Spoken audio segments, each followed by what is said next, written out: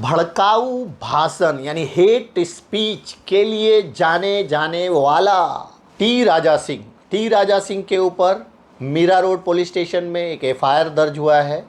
भड़काऊ भाषण के लिए ही ये जाने जाते हैं ये, और कुछ और किसी चीज़ में तो नाम सुनने को मुझे नहीं मिलता है, लेकिन हाँ, हेट स्पीच में अक्सर वो चर्चा में बने रहते हैं।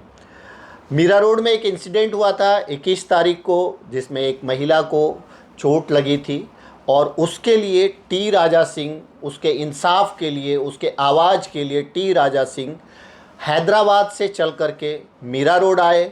उन्होंने काशी मीरा से लेकर के एसके स्टोन पुलिस चौकी तक एक रैली निकाली, सभा की, गीता जैन जी के घर पे, एमएलए गीता जैन जी के घर पे गए। लेकिन जिस महिला के लिए वो आवाज़ उठाने आए थे, इंसाफ दिलाने आए थे, उनसे मिलने के लिए आए थे, उस महिला से आपको जानकर ताज्जुब होगा कि वो उस महिला से मिल ही नहीं पाए।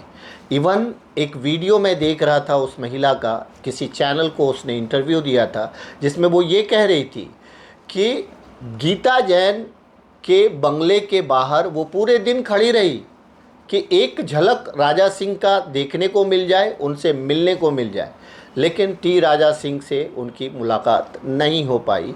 ये वही टी राजा सिंह है जो वहाँ से चल करके इंसाफ दिलाने आए थे और भड़काऊ भाषण दे करके चले गए।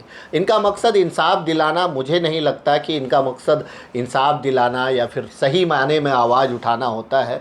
इनका मकसद यही होता है कि इनको मौका मिलना चाहिए किसी एक समुदाय के को गाली देने का या किसी एक समुदाय के ऊपर जो है आपत्तिजनक टिप्पणी करने का, जो कि वो करके चले गए।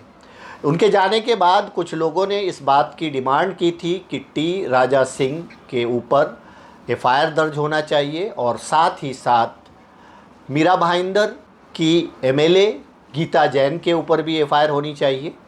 लेकिन उनके ऊपर एफआईआर नहीं हुआ, गीता जैन जी के ऊपर कोई एफआईआर नहीं हुआ है, लेकिन एमएलए टी राजा सिंह और उस प्रोग्राम के जो आयोजक थे नरेश रामू नीले पे एफआईआर दर्ज हो गया है।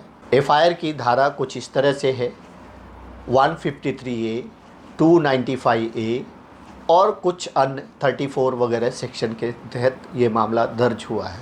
तो खैर, इस एफआईआर के दर्ज होने का मतलब है कि जो लोग भी लॉ का वायलेशन करेंगे, जो लोग भी इस तरह की हरकत करेंगे, चाहे वो छोटे हो या बड़े हो, उनके ऊपर एफआईआर होगा ही होगा।